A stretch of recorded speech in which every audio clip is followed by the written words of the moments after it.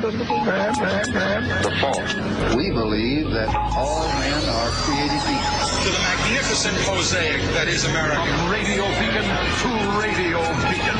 I have a dream today. Change has come to America. Believe it. Knock, knock. Who's there? It's a figment of your imagination. Randi Rhodes Show. Turn up your mind.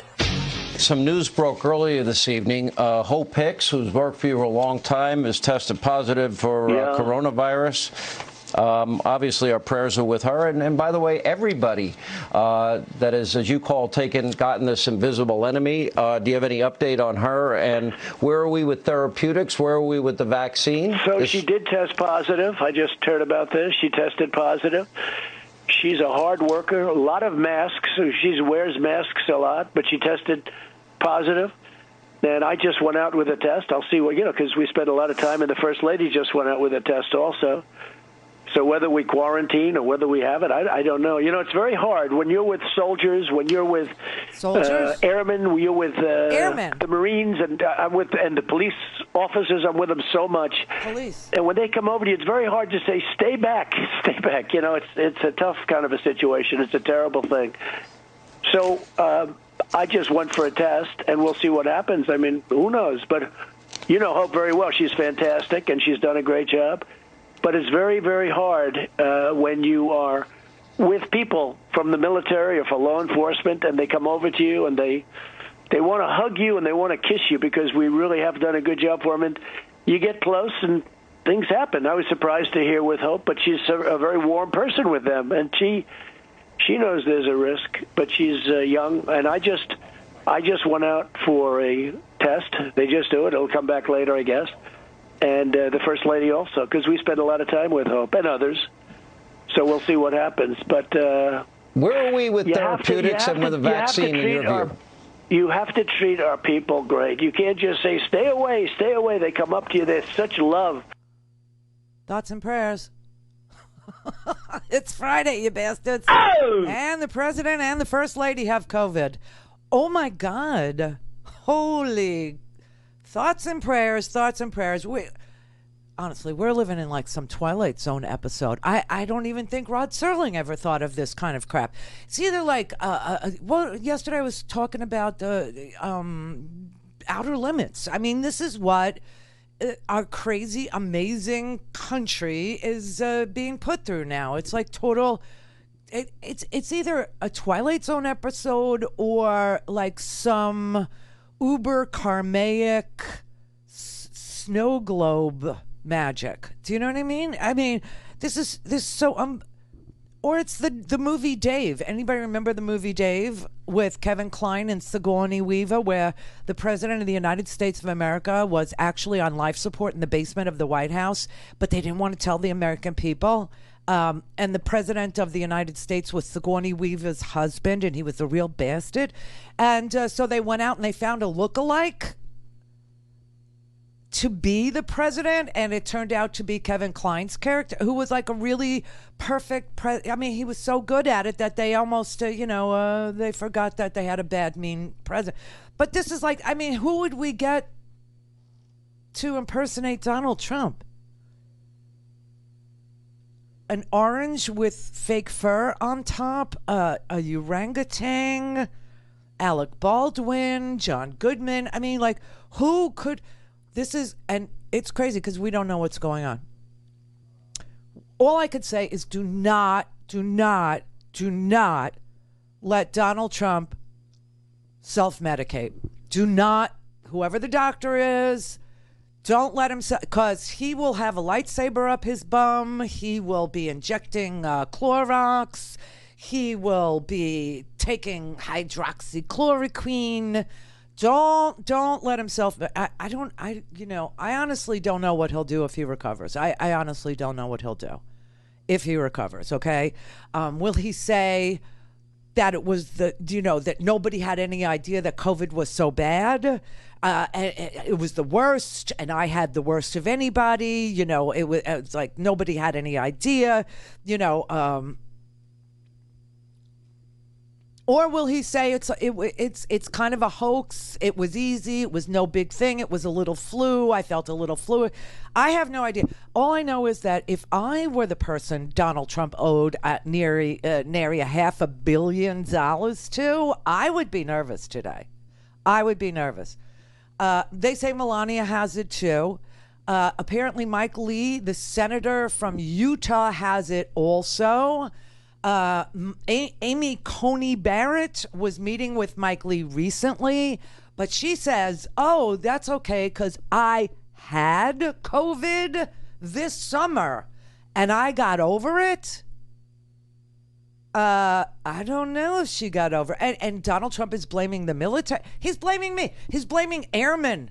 Airmen, we want to kiss him so bad, he says. And that, this is what happened. They come in contact with police. They come in contact with airmen, the military. That's who's to blame for this.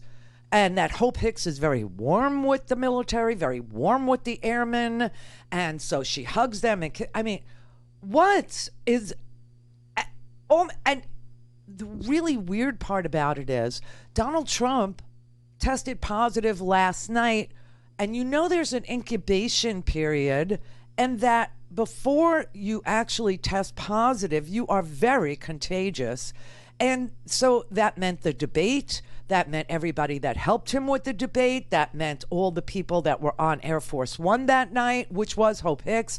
Also, Congressman Jim Jordan was on that plane. What's his face? Christie. Okay? Giuliani. I don't. So anyway, today we woke up to Donald Trump has COVID, and it should be a wake-up call for, Donald Trump to do something, because at least now he has to fight COVID in some way, if not just to save himself. So now he has to fight COVID because it's inside him. But, the first question was, well, who's he going to blame? He took care of that last night before 10 o'clock. He took care of that on Hannity. He blames the military. He blames law enforcement. He blames people who want to hug and kiss him from the... I don't know. So how crazy can it get? How crazy is October going to be now? And then I smacked myself. And I said, wait a minute. This is the opposite of crazy, okay? This is perfectly logical. This was totally predictable. This could be the first step back from crazy. Could it be the first?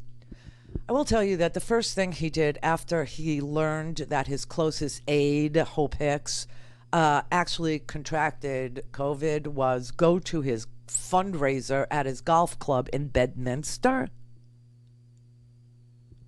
And I don't know, he infected supporters there. He infected large money donors. I don't know. It's just, wow, this is unbelievable.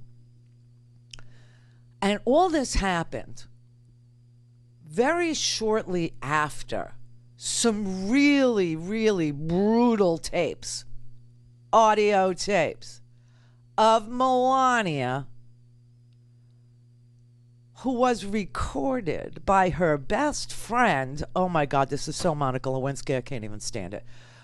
Melania Trump's best friend, Stephanie Wolkoff or whatever, who got $26 million for the last inaugural that featured the Michael Flatley dancers without Michael Flatley. Woohoo, worth every penny, right? That she's now peeved. Her and Melania have had a falling out. So, well, of course, if you're Stephanie or you're Linda Tripp or whatever, what do? You record your friends is what you do. And she released those recordings last night on CNN, and they are shocking and hilarious at the same time. It sounds like any minute, like Melania's going to rail against moose and squirrel. I have to tell you, it's just like so amazing. The children were teached, she said. She calls the Central American kids who were separated from their parents liars. And she's the one who apparently declared the war on Christmas.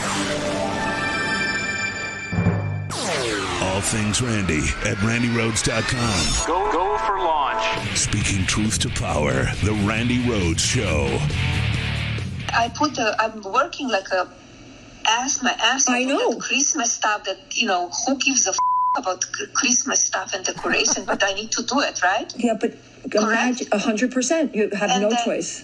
And then I do it, and I say that I'm working on Christmas, planning for the Christmas, and they said, oh, what about the children, that they were separated? Give me a break. Where they were saying anything when Obama did that? I know. I cannot go. I was trying to get the kid reunited with the mom. I didn't have a chance. Needs to go through the process and through the law. But here's my thing. Hear what you just said. But instead of that, if your messaging, you were so loved. They would not do the story. We put it out. They would not do the story. I'm telling you. You would not believe it. They would not do the story because they would not do the story because they are against us because they're liberal media. Yeah, if I go to Fox, they will do the story. I don't want to go to Fox. Oh, my God. So there's a Christmas card for everybody. F Christmas. Christmas. F the Christmas. Love, Natasha. Dear Boris, F the Christmas. Oh, my God. And F the children, too. F everything. I just, she is the worst person in the world. Yesterday we were saying Donald Trump was the worst person in the world. No, that is not true. Donald Trump is not the worst person. She is, because Donald Trump was born Donald Trump. Donald Trump has some sort of a mangled brain, okay? But she chose this. She actually entered into the contract with Satan. She's the one that actually made the pact and sold her, empty, dark, decrepit, oozy, pussy, gravy sore of a soul in order to be a rich woman instead of some Slovenian, apartment dweller. So she's the worst person in the world. He can't help who he is. He was born Donald Trump. He's mental, and he's our president, which is our problem. But really, everybody, I'm going to make these Christmas cards, I think. Just F Christmas. So I have to do all the Christmas, and I don't give an F about the Christmas, and I don't give an F about the decorations, and I don't give an F about the children. Oh, and then she actually says the children, the reason why she doesn't care about the children is because the children are teached. They are teached to lie. Be best. All these kids that I met, they are here in the shelters because they were brought by it through coyotes, the people, or trafficking, and that's why they put them in jail. And the kids that they go in shelters, and the way they take care of them, it's they even said, the kids, they say, wow, I will have my own bed, I will sleep on the bed, I will have a cabinet for my clothes. It's so sad to hear it, but they didn't have that in their own countries. Right.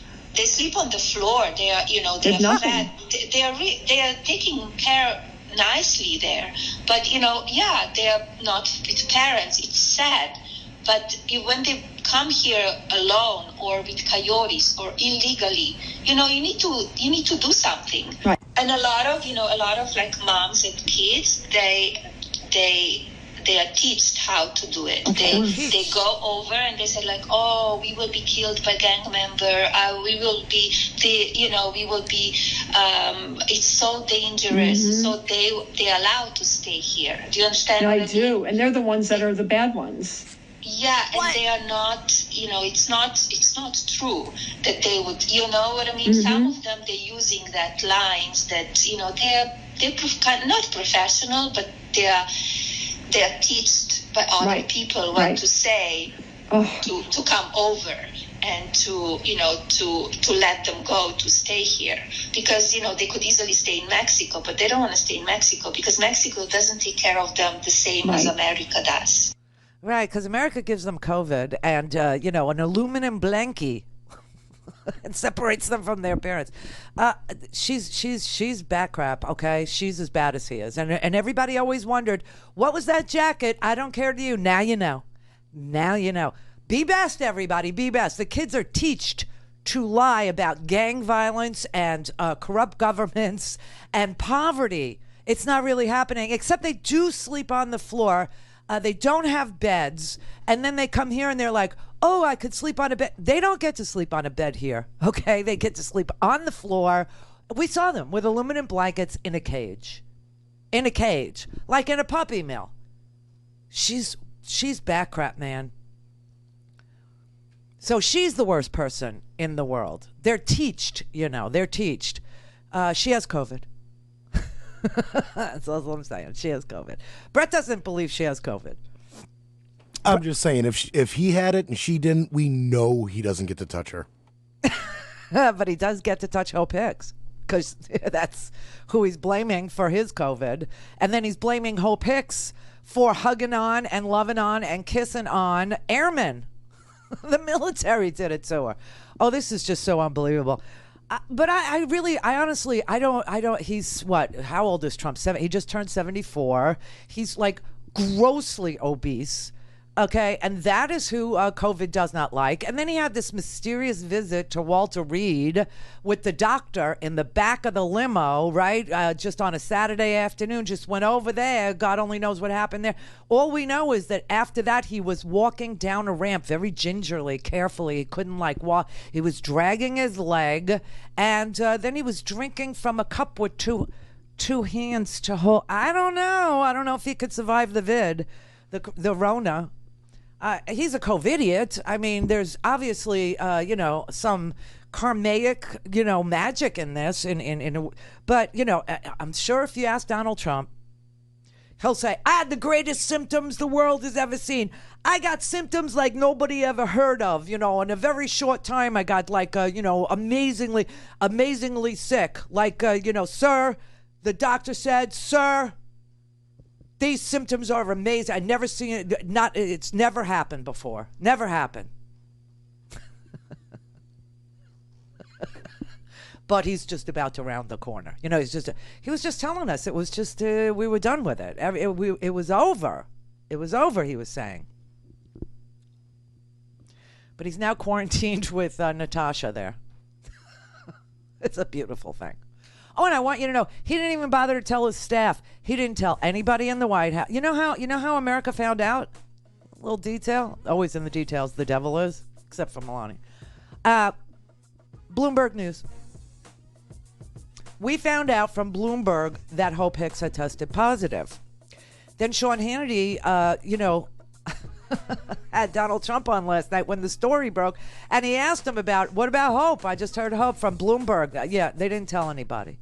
They didn't tell their staff. He didn't tell Kayleigh Ninny Head. They didn't tell Mark Meadows. They didn't tell Pence. They didn't tell anybody.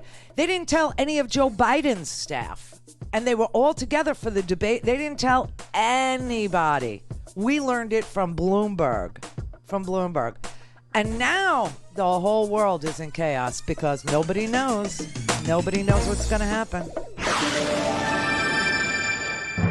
Call in, connect. To speak to Randi, call 561-270-3844. 561-270-3844. But the fact is that when I talk about the ripple effects, it is that there are people in the West Wing, there are members of the cabinet, people in the West Wing who went to Capitol Hill, who met with senior leaders of the Senate leadership and I believe the House leadership.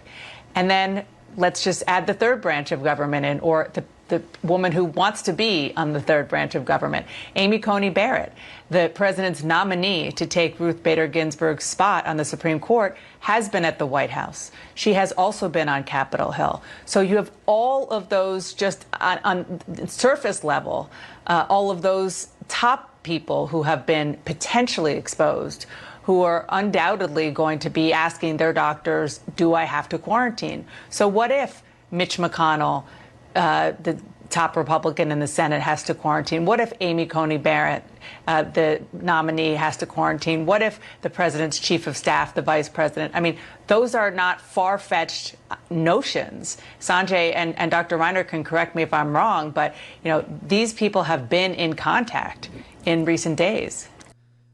Steve Mnuchin, he's another one, and he's been meeting with Nancy Pelosi. I mean, the contact tracing on this is endless because Donald Trump has had rallies. Donald Trump went to a debate. Donald Trump's been on Marine One. Marine One's been packed with Jim Jordan, packed with Hope Hicks, packed with Donald Trump, packed with.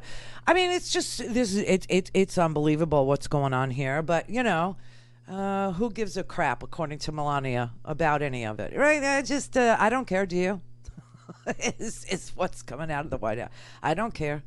Do you? Wow. Happy birthday. Thank you, sister. You are my birthday present. It's Brother David, everybody. Brother David. Hey. On my 22nd consecutive 39th name. It's my story, and I'm sticking to it. I hear you. A real quick shout-out to the chat room and to all the YouTube streamers and the podcast listeners, etc. Never before has it been more useful and critical that you tell 10 people who don't listen to go to freespeech.org, because this is the tipping point. Why do you think it's a tipping point? I mean, here's look, here's the thing. He's going to either step up to the plate now and take it seriously, or he's going to say the whole thing was like, I had a caller yesterday who lied and said, I had COVID, it's a joke. So those are the two ways it could go, or he could die. Oh, he's not there. Claire in Chicago. Hi. Hey, Randy. I'm wondering if Donald Trump is faking this whole thing, and let me just tell you why it's a possibility. I went and researched. Some Twitter users feel that he is faking this to avoid any further humiliating debates or maybe delay the election as a possibility, and a few other reasons why he might be doing this. Have you thought of this at all? Yeah, I thought of it. And another reason is that if he fears losing the election, he can have Pence pardon him and prevent federal prosecution. And then I thought on my own, maybe he's even going to pretend to take a new vaccine, claim it will work, say others took it and it worked to promote a vaccine that may not work. But, I really do wonder if he's faking this whole thing. It's like the timing, the debates, a way out, a pardon, and then maybe even Mike Pence gets in and has Nikki Haley in as his vice to prevent, I don't know. What are your thoughts? Just wondering. And it's my birthday, too. Oh, happy birthday, Claire. Thank you. All right. So here's the thing. We have no idea what's going on because this man is a world heavyweight champion liar. So we don't know. All things are possible. It is possible he doesn't want to debate. I mean, one of the first things I tweeted after the debates was, do you think, or I actually tweeted, who thinks Donald Trump's going to show up for another debate? Because he got his butt kicked by a 77-year-old man who is never going to end up in the debating Hall of Fame. We all know that, right? And yet, Donald Trump got his rear end kicked to the curb. Okay, so there's that. The election delay is not a possibility because it's not a federal election. It is run by each and every state.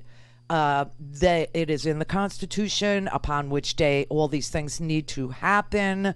The president has no say in the date of the election. As far as the pardon goes, that was one of the first things that crossed my mind this morning. I went out to walk my dog, and my crazy Texan neighbor Lala is out there doing. She's obsessed with Halloween. You know that, right? I mean, if you look at my Instagram, her Halloweens are like over. So she's out there at 7:30 in the morning building dead things and hanging dead babies from her tree. And so we both looked at each other this morning. We weren't even verbal yet. And we both, said, yeah, the president's got COVID. And she goes, Randy, Mike Pence is going to pardon him. He's going to give it up for just, he's going to go on a ventilator for 5 minutes. And then Mike Pence is going to pardon him and he's going to come on back. So there's that. And the vaccine thing I never thought of. That's really twisted. Yeah. Yeah. So, but the problem is we don't know because he is a liar. He's a liar. He's a cheat. He can't take humiliation.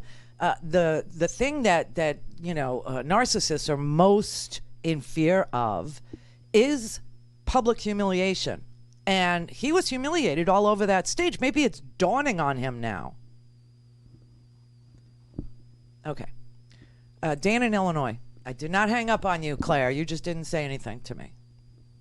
Yeah, this is Dan in Lincoln, Illinois. Hey. And I just now found Free Speech TV. I didn't even know it was available on my apps. But anyway, I just found it. Mm-hmm. And I caught you when you were talking about, the finding out Trump had the virus. And you said it was kind of like a Twilight Zone, Outer Limits type, thing from the 60s. Well, I was up last night when the announcement came through, and I listened to it for a little bit.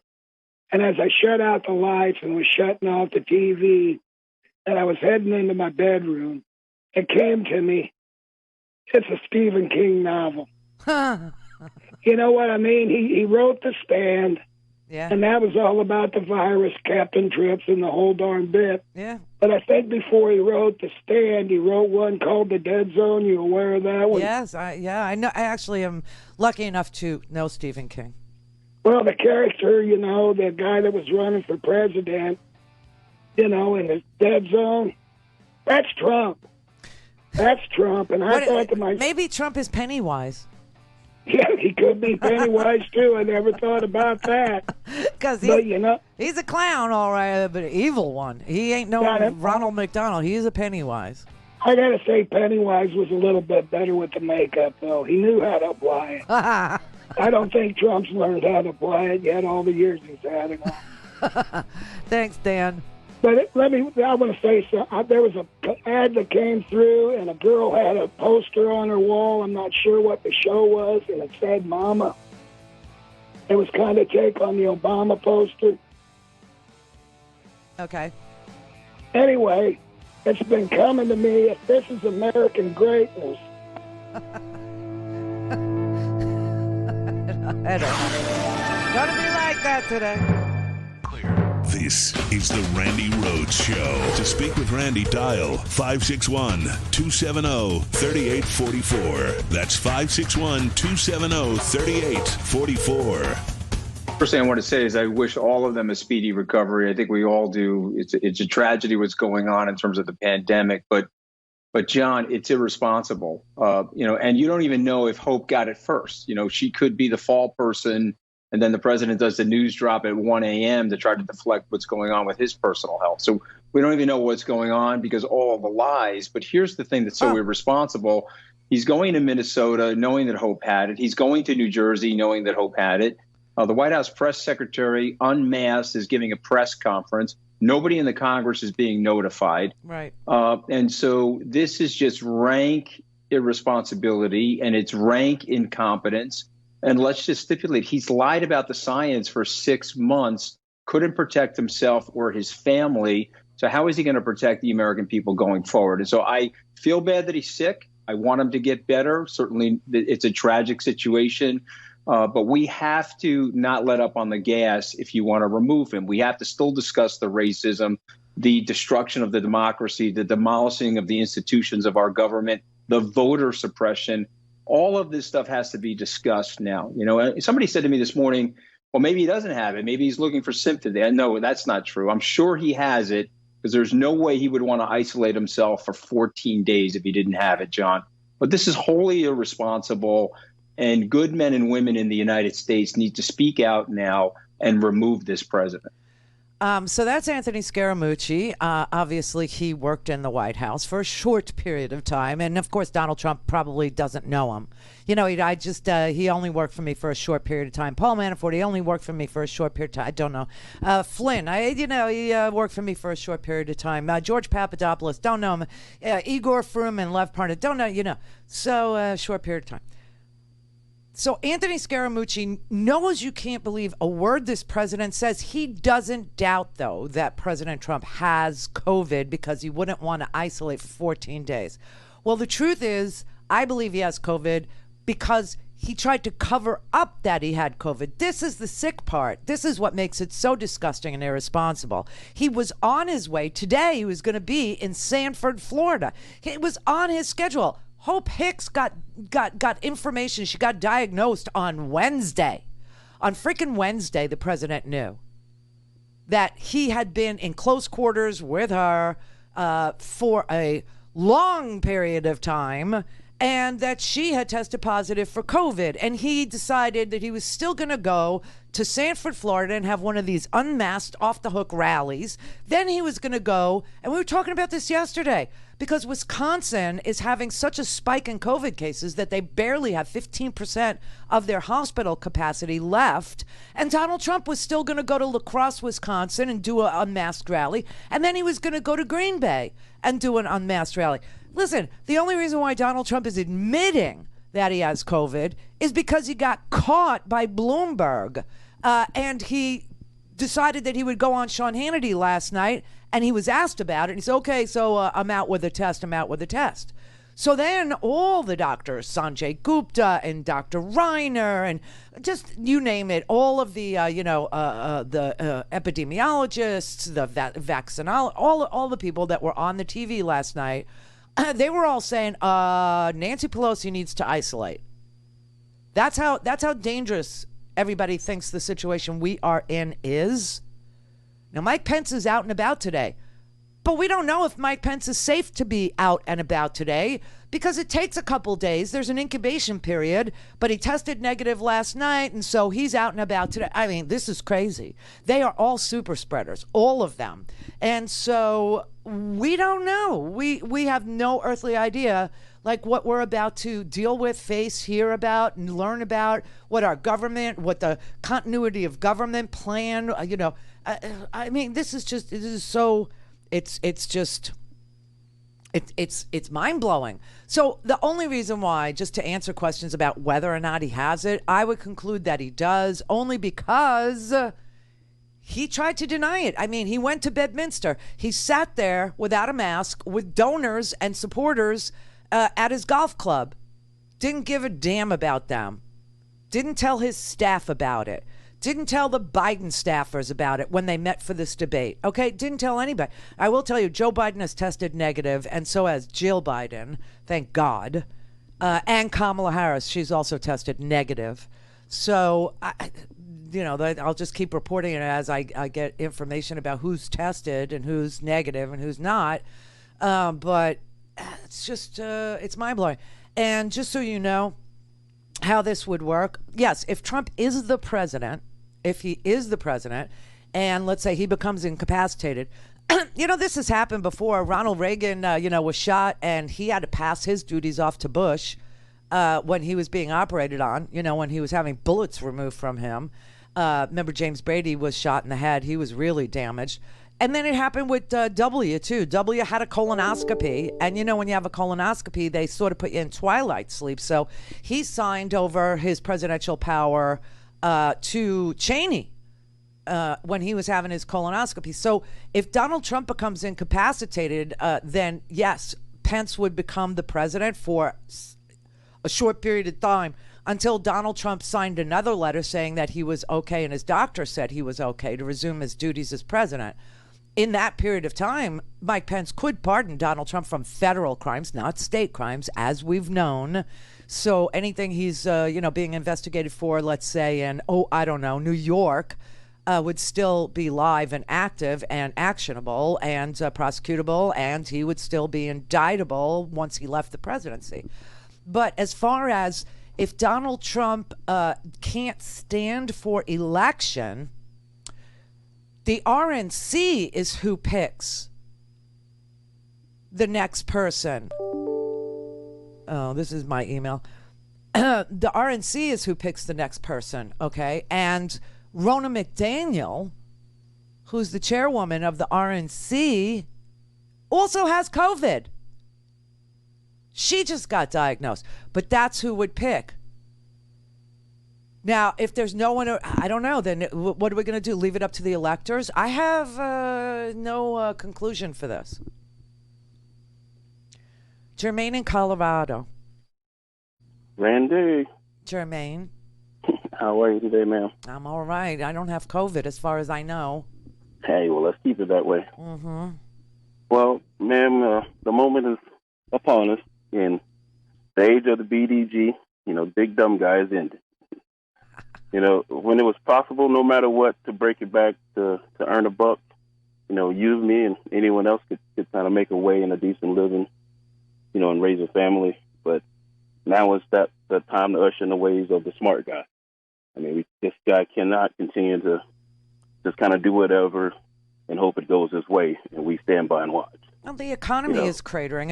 If your main concern is your own family and your own well-being, then you got to realize you have a president that refused to fight this virus, and now it's inside him. So maybe he will, after all, who lies repeatedly. You don't even know what to believe, and whose economic plan has failed miserably. The airlines, they just laid off 68,000 people lost their job just yesterday.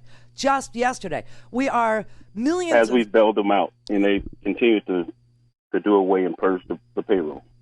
Well, they got $25 billion. That wasn't enough, they said. It's just not enough. We got to lay everybody off because travel's not coming back because the president failed at COVID. He failed at it.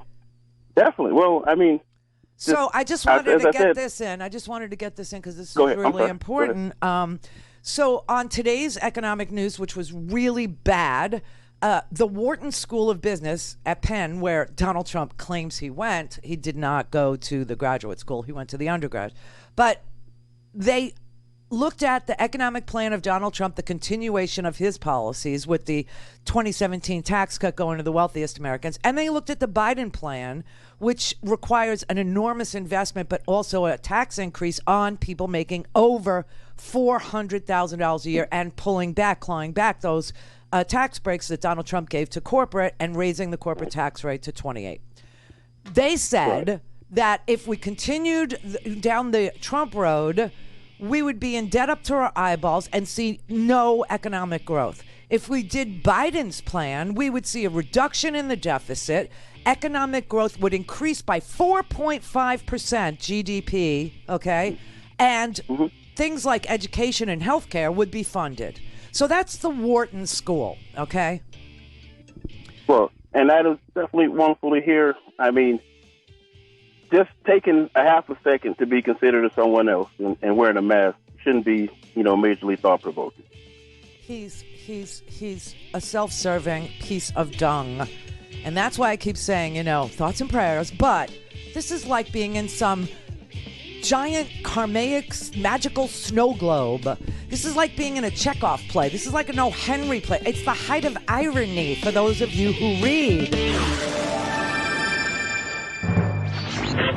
Mary had a little lamb.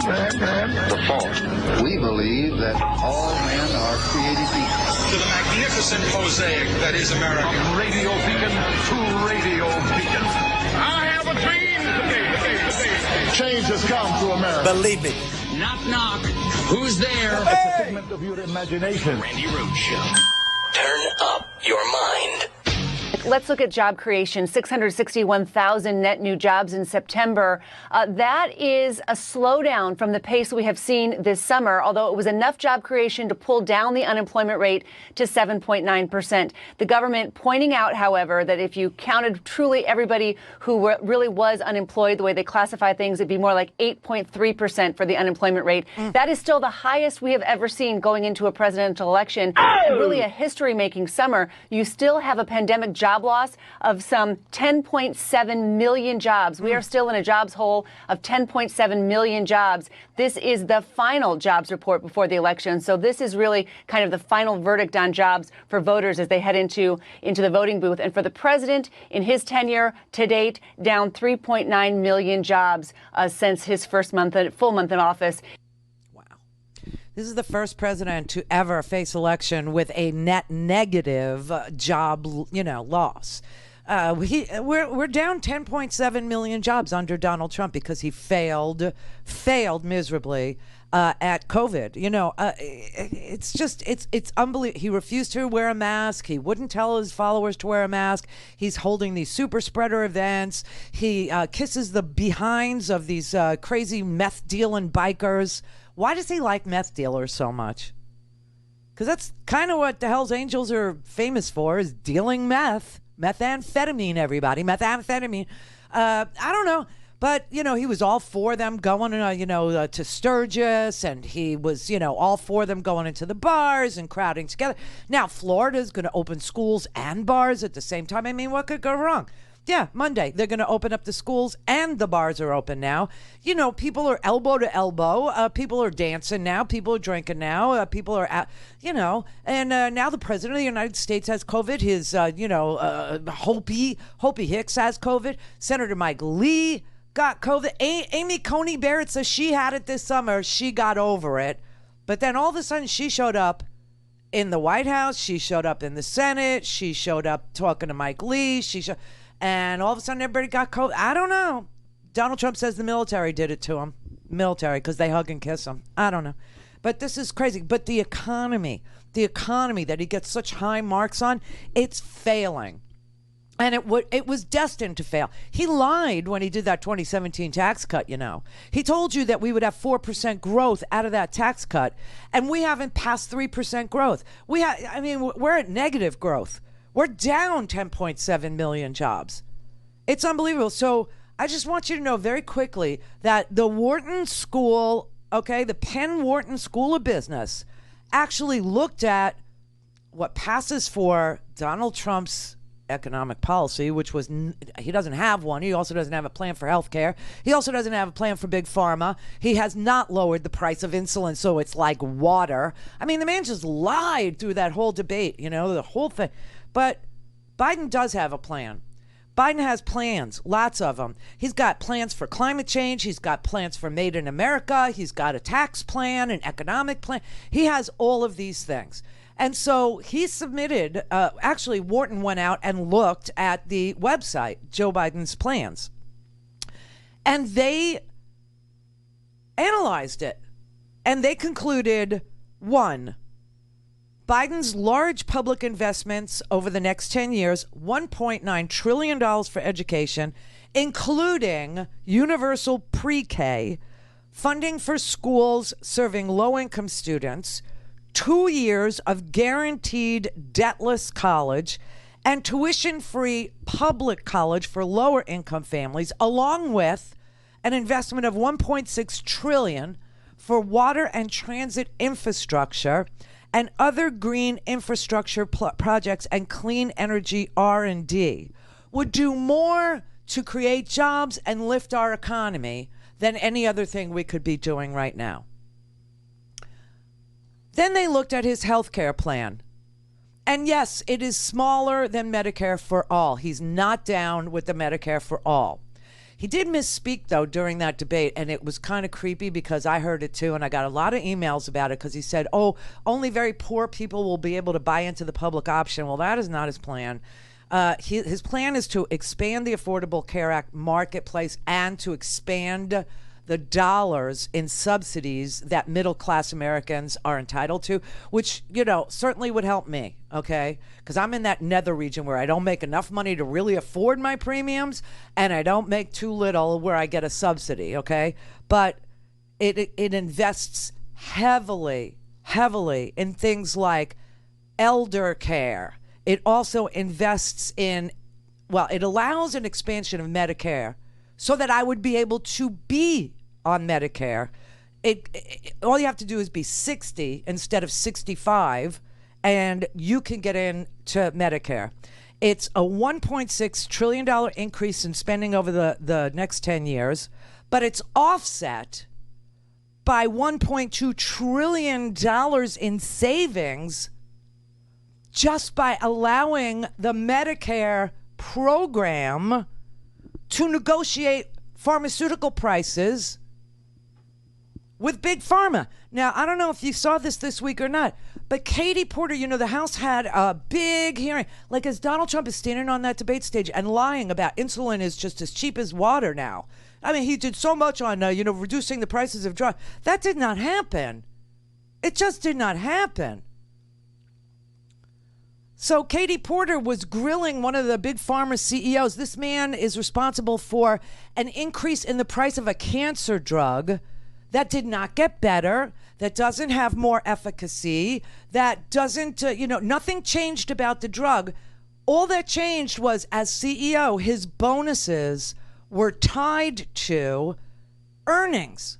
And in order to reach his earnings expectations to get his bonus of millions of dollars, he had to increase the price of a cancer drug so that it's like now, $7,000 a month. A month. This was magical. Watch this. Do you know what this number is?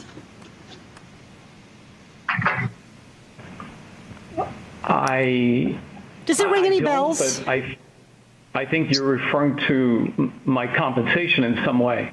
Yeah, well, in some way. This was your compensation in 2017 for being CEO of Celgene, and that's a lot of money. It's 200 times the average American's income and 360 times what the average senior gets on Social Security.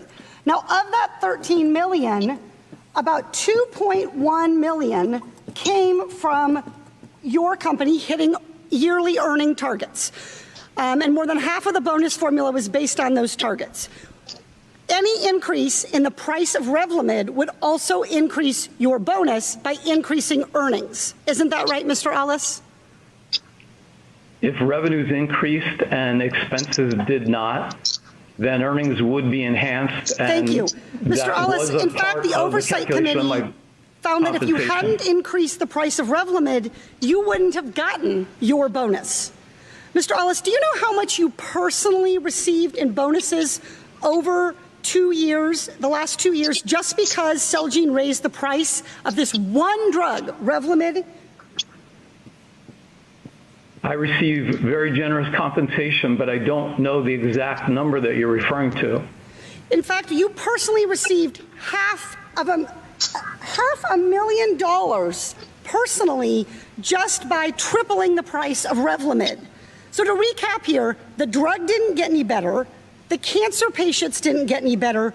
You just got better at making money. You just refined your skills at price gouging. And to be clear, the taxpayers spent $3.3 billion on Revlimid. Oh! $3.3 billion on Revlimid. You know how much it is now? It was about $4,515 a month. Which was bizarro world anyway. They increased the price to $719 per pill, so that it's now $16,000 a month for cancer. All things Randi at RandiRhodes.com. Go for launch. Speaking truth to power, the Randi Rhodes Show. There's a few concerns, but the immediate concern, Erica, will be the Secret Service, and it will be what protocols they have to put in place to protect the president. Now, the Secret Service was within the Department of Homeland Security. These were the types of things that the agents around the president would prepare for, but this is a challenge because you have key agents that are responsible for protecting him that now likely have to also go into quarantine. So you have new shifts of agents coming in. Like you said, there's going to have to be an extensive contact tracing effort. And this isn't just a contact tracing effort for anyone. It's a contact tracing effort for the commander-in-chief. And the people that he comes into contact with are the people that run the federal government. So then, from the immediate concerns around the president's bubble, you have those larger national security concerns about who did the president interact with and who will be out of pocket because of this. Now, we, of course, hope that other people around the president weren't infected. We do know that some senior advisors were. It's unclear whether they were before the president or after the president and because of him.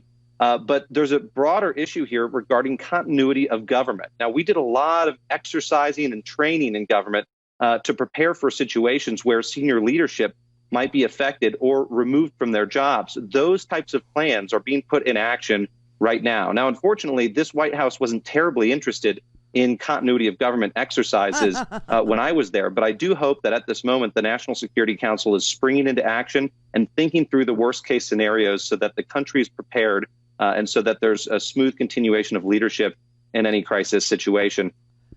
We are in so much doo-doo right now. And it's just, it's chaotic October and surprise.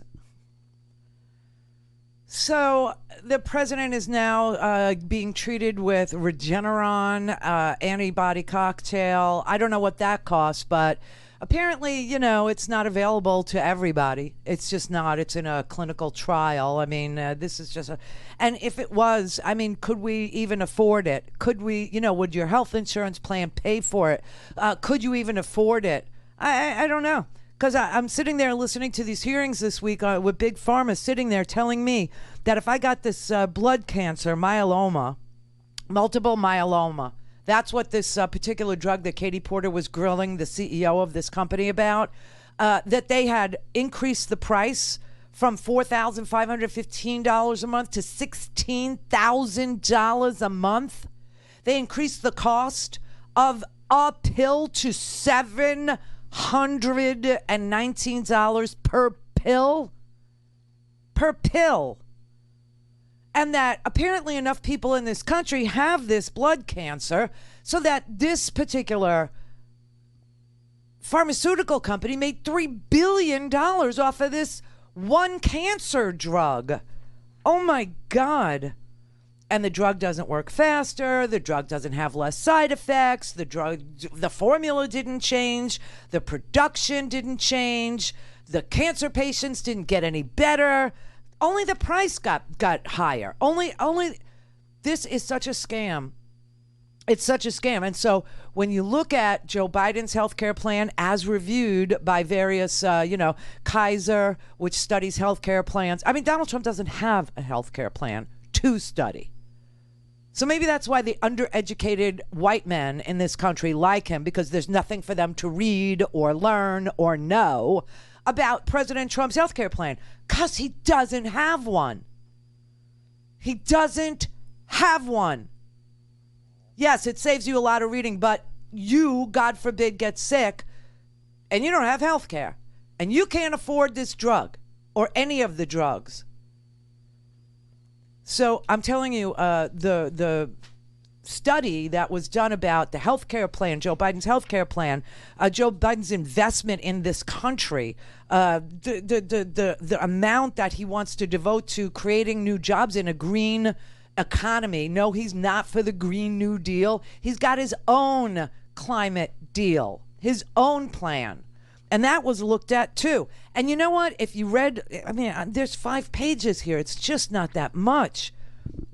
But if you read what the analysis of Biden's plans are, you learn that he reduces the federal deficit by 6+% and boosts gross domestic product in this country, turns back the tide on climate change, invests in a new economy with unbelievable amounts of good, high-paying, new green jobs, and helps us deal with things like education, with things like tax burdens, with things like health care, the things that we give a damn about, the things that affect our families. That's what Jermaine was calling about, and I'm glad he did because he reminded me to tell you this. These are some serious analyses here, and there is nothing on Donald Trump's plan except to say that if we continue down the same way that we're going now as far as tax cuts and investment and lack thereof and no health care plan, et cetera, that GDP refuses to budge, and that you'll see a hemorrhaging of manufacturing jobs. You'll see a hemorrhaging of all kinds of jobs. I mean, it's just it's so plain. We're still down 10.5 million jobs since this pandemic began. I see this recovery as a marathon. We sprinted the first half. We're at the halfway point here, and that's great. Now it gets increasingly difficult, and we are looking increasingly fatigued. You can see that with the slowdown in the jobs that we add month by month. The isotonic drink that we need here, I think, is more financial aid from Congress to push us towards the recovery for the other half of the jobs that we need to recapture. And we're scarred from this. Let's be clear. Just if you look at what we're seeing in terms of the individual unemployment rates here, we did see a big drop in African-American unemployment. It's now only, and I say only, 12.1%. Oh, my God. White unemployment here, 7%. We've wiped out 5 years of gains in tackling inequality in particular. We've got over 7 million people here saying, look, I'd like to be back into the workforce. I simply can't find a job. So there are many challenges that are not revealed by just a snapshot number of jobs gained, however pleasing it is to still be adding jobs 2 months out from the end of that financial aid. And so the House yesterday passed another stimulus package. They took $1 trillion off the price tag, but they have stimulus in there. They've got $600 of the return to the enhanced unemployment benefits. They have a $1,200 stimulus check going out to each and every family. They've got help for schools to reopen so that when they reopen, if they have to retrofit their air circulation, or they have to have more space to socially distance the kids, or they need PPE for the lunch lady or PPE for the school teacher. There's money in there for that. There's money in here for the airlines. There's all kinds of stimulus. Mitch McConnell's not, he's absent. He won't even go to the meetings. You know what his comment was when Nancy Pelosi yesterday, the House, almost right along party lines, passed another stimulus package? I wish you well. That's what he said. I wish you well. How could this man be ahead in Kentucky? How could that possibly be? And yet, he is. He is. It's tight, but he's ahead in Kentucky, where he does absolutely nothing for Kentuckians ever. We need stimulus, and we need it freaking now, and everybody knows it.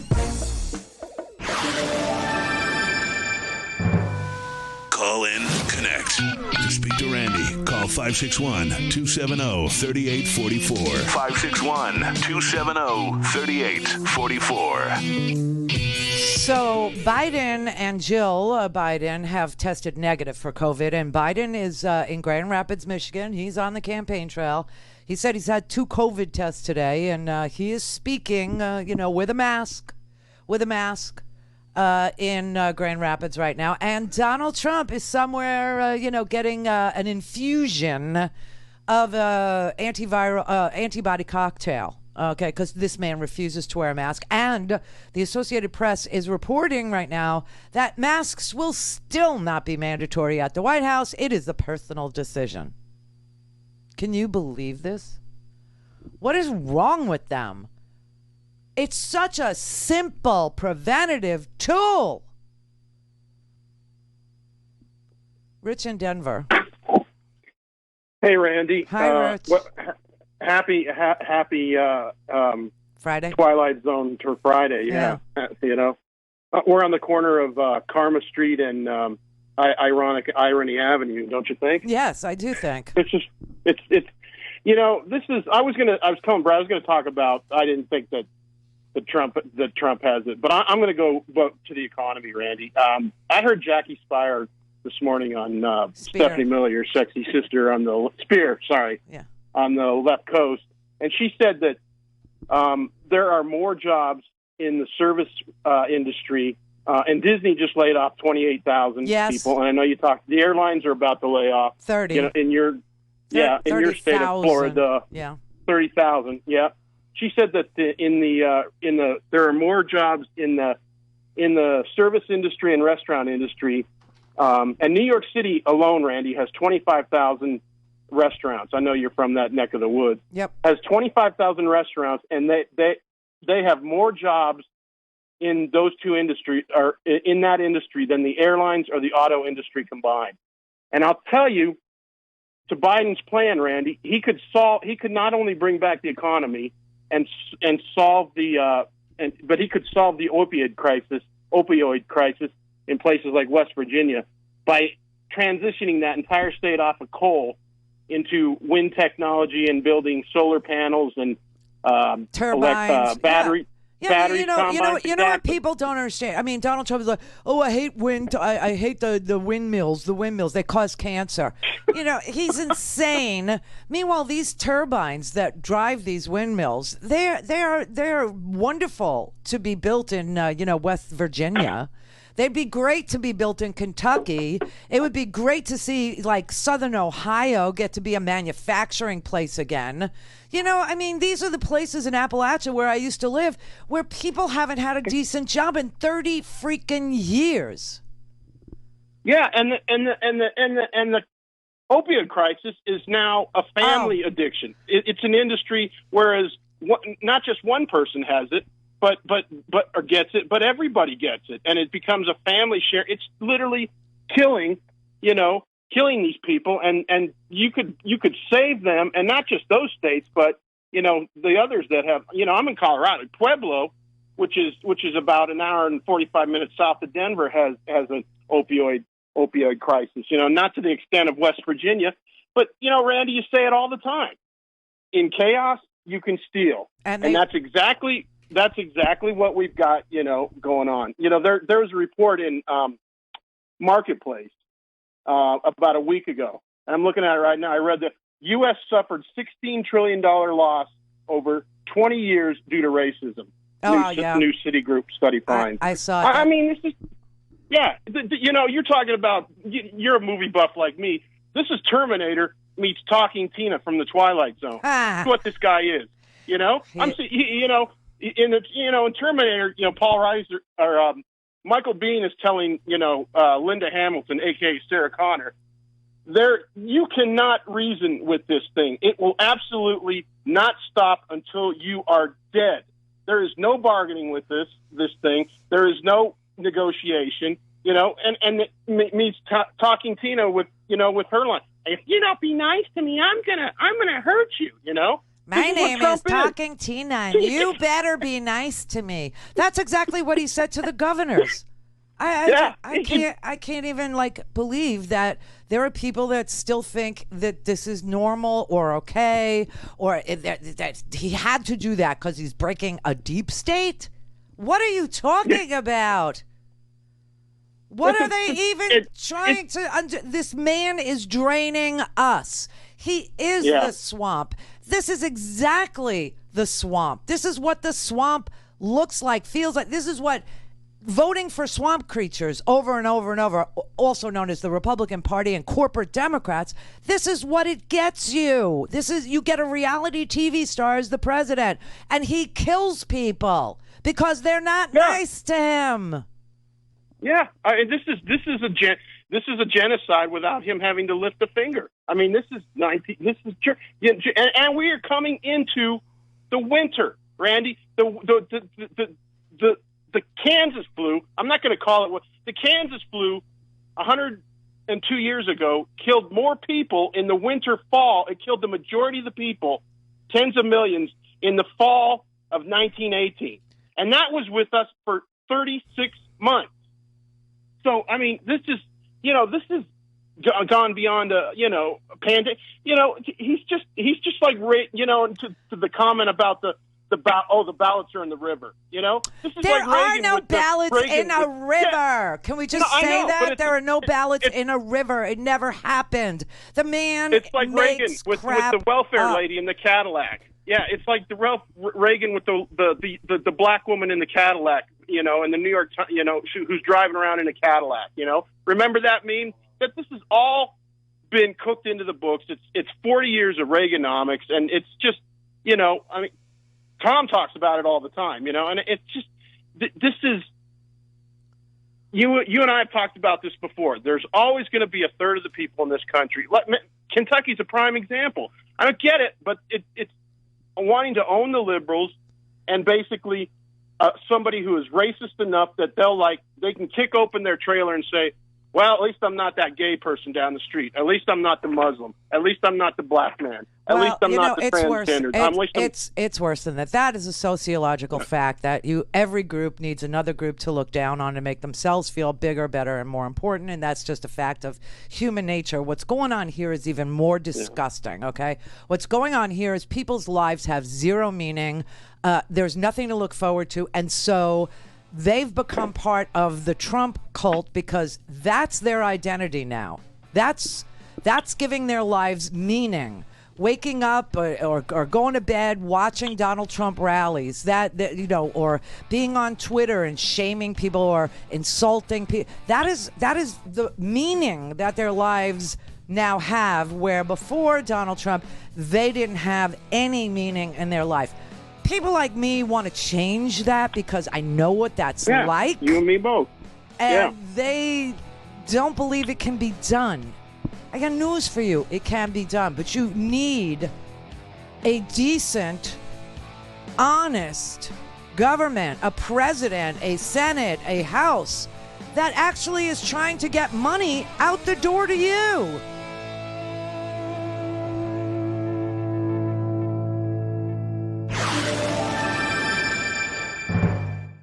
This is the Randi Rhodes Show.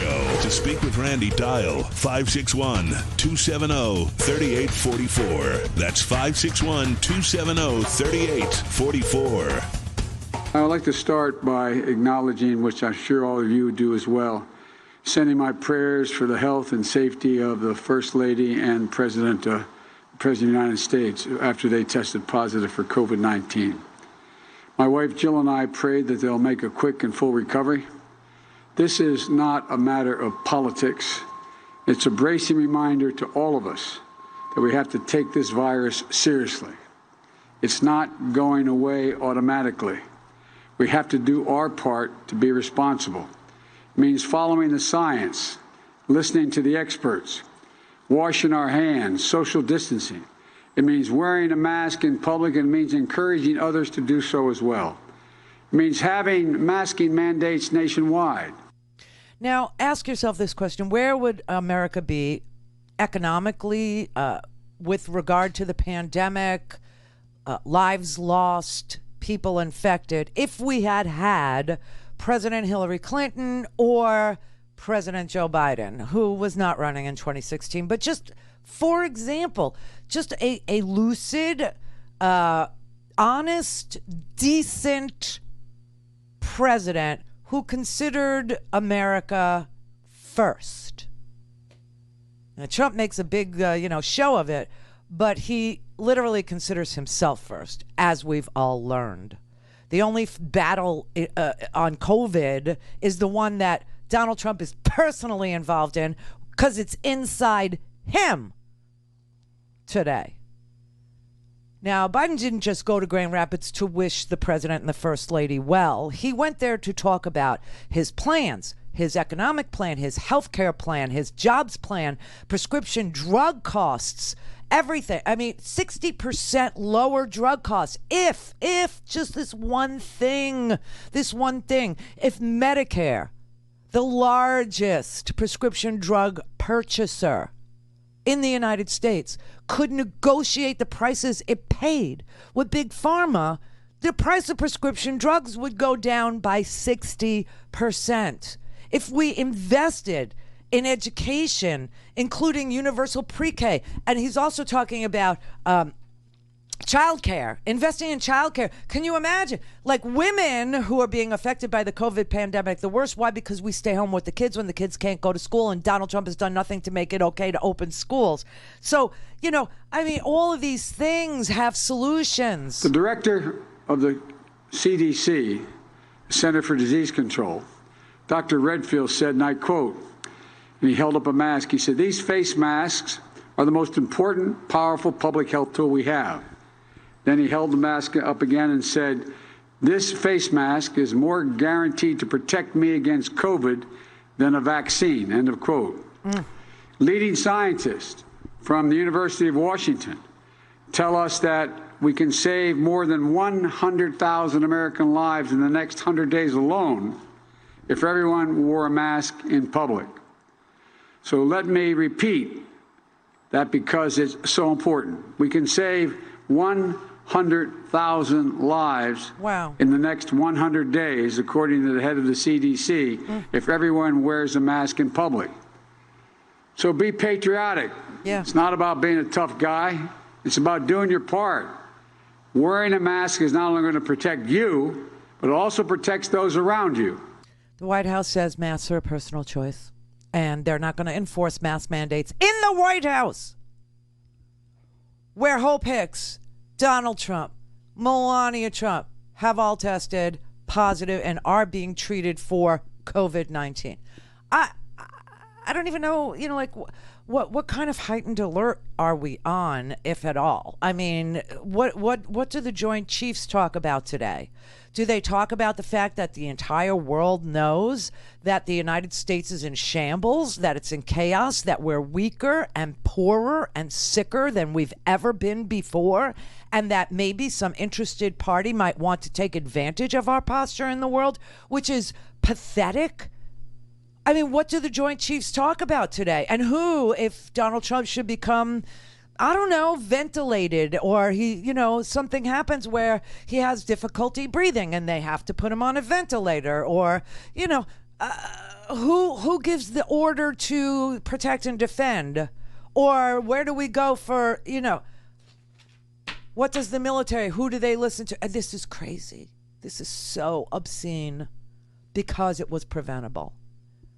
And we have a racist lunatic as president of the United States who is now infected with the deadliest virus that we've ever seen. Holy crap.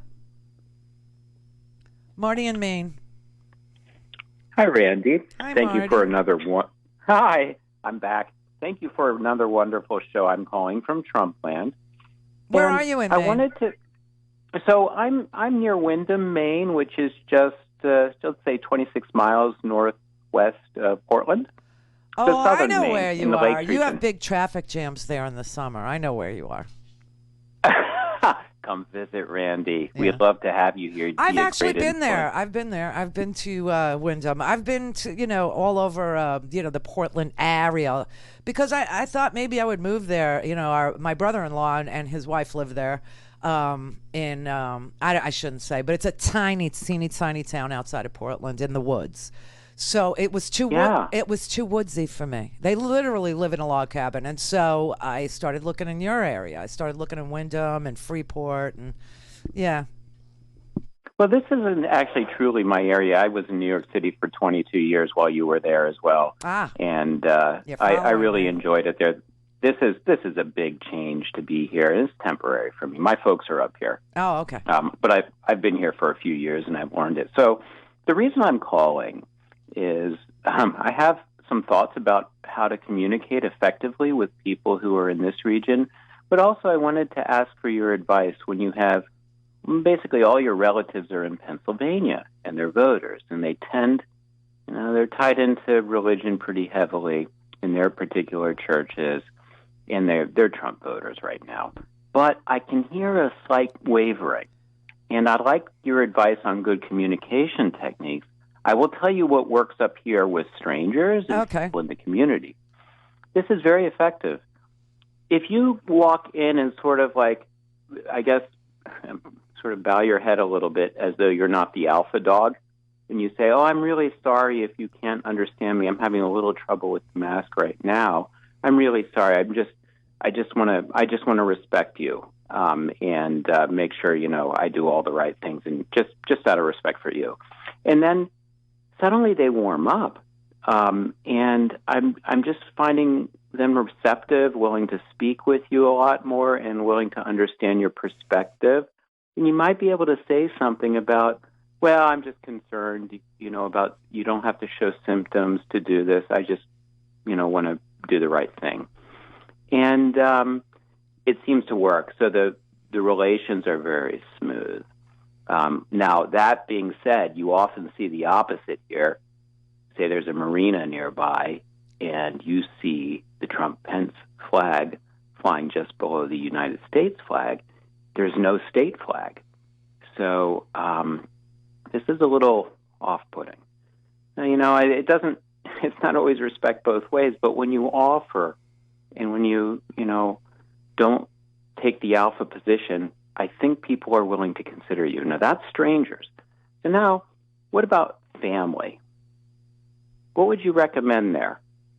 As far as what? What do you want to do? You want to extract them from the cult? Yes. Well, they're voters. Well, they're voters okay. in Pennsylvania, If they're religious, you're saying they're what? Christian? They are. Yes, they're Christian. Okay, so there's a really good article they need to read, and you can, respectfully submit it to them and say, wow, I thought of you when I read this, because it must be so horrible for you to be used this way by a man like this. And it's called Trump Secretly Mocks His Christian Supporters. It's in The Atlantic. And it is Donald Trump calling Christianity a racket. It's Donald Trump, talking about Christians with cynicism and really deep contempt. It's mocking the whole faithful. It's mocking the religious. It's dismissing Christians in very cartoonish, recognizable stereotypes. And let them see what this man says. Let them understand that this man is mocking them. He thinks that they are stupid and that they are followers and that he's the real leader because his religion is money. I will give them that. I will let them know. He actually said. He was coming back from a meeting with pastors. I don't know if you remember when they all laid hands on him. Yes. He actually is quoted saying, "Can you believe this bullcrap?" Except he says it. And then he says, Listen, I've been talking to these people for years. I let them stay at my hotels. I play the game. Let them know. Let them know. Have a good weekend.